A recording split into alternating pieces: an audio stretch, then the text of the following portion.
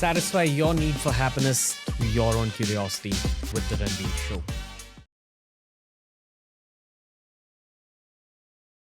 I'm not going to take the name of this person, but he's a friend of mine. He's a very big YouTuber. Okay. And he is an atheist. And he's a good guy. Like, he's a kind-hearted guy. I don't think people know that about him. So they make a lot of judgments about him on the internet. He's a very successful YouTuber. Okay. And he's doing well for himself. But he's, as we would call it, a kattar atheist. I love hanging out with him because there's very intelligent conversation that comes out. That's what I'll do. I won't talk to him about this kind of stuff. I've always looked at him when he's propelling atheism. And I've wondered to myself, dude, like, I love you and I'm not going to counter you because you won't accept my counters in the first place. But in that playground scheme of things, in this realm that we're in, there is a couple of questions for you. What is the purpose of an atheist?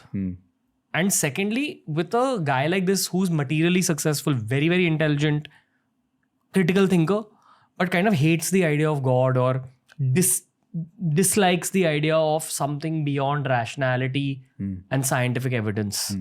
What is their role in this earthly playground, in this life? And then I would argue over the next 2, 3, 4 lives as well. The only personal anecdote I have here is I have another friend who's been an atheist all his life. And he's gone through some tough times. And finally he's reached a point now where he goes like, you know what, bro? I don't believe in God, but I definitely believe in the universe. And it's the first time hearing him say this since age 13 and we're 30 years old. So in 17 years for the first time, he's spoken about something metaphysical. And I'm like, cool, that's progress at least. So back to those first 2 questions. What about the average atheist? What about materially successful atheists? So the first point is that when I say the word playground, it's a playground of possibilities. Every possibility that you can imagine, every possibility that can happen, okay, good and bad regardless, everything, all shades of all colors have been allowed to have a free run. So which means that the atheist is also important in this scheme of things. Whatever little percentage it is there, because you know what is faith only when you understand, when you see atheism also.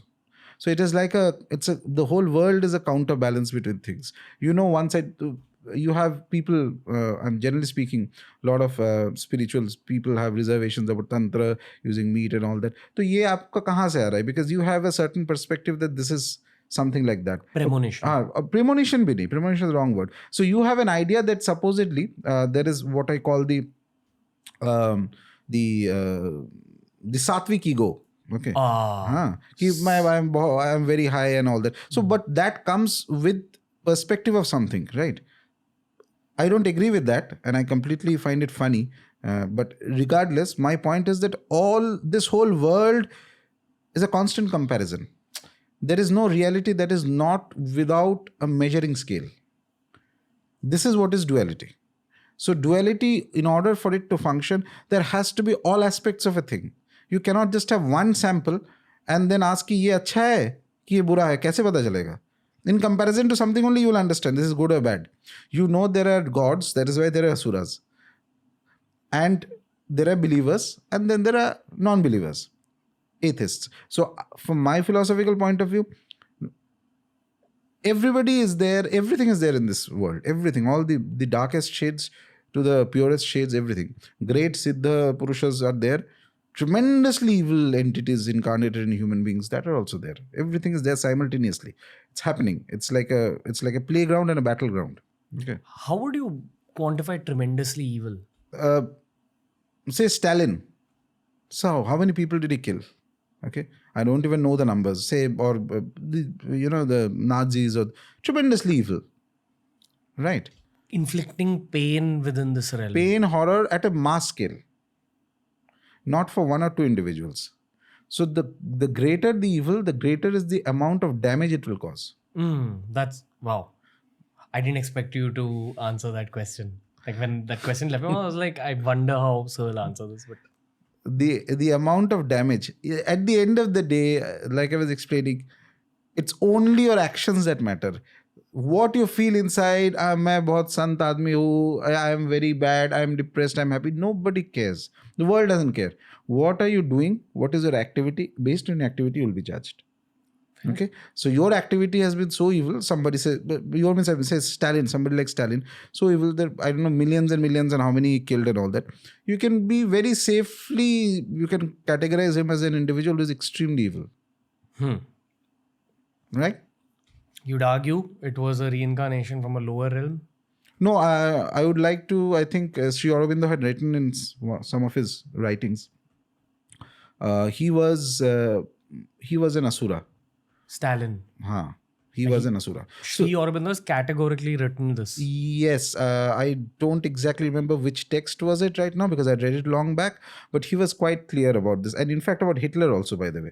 He had mentioned that there's a very interesting episode where he mentioned that there is a being who used to appear in front of Hitler, dressed up as, he used to call itself as the Lord of Nations or something like that, dressed in some kind of a silver attire or something, would appear in front of Hitler and would direct him where to attack and what and all that, etc. Various things were there. By the way, there was a exorcism tried on Hitler by, I think, the church during that time. Really? Okay. So all these things are there. Atheists can disbelieve, that's okay. But so from the believer's point of view, it is the activity of the individual which will determine. And the greater is the evil, greater is the stamp it will leave.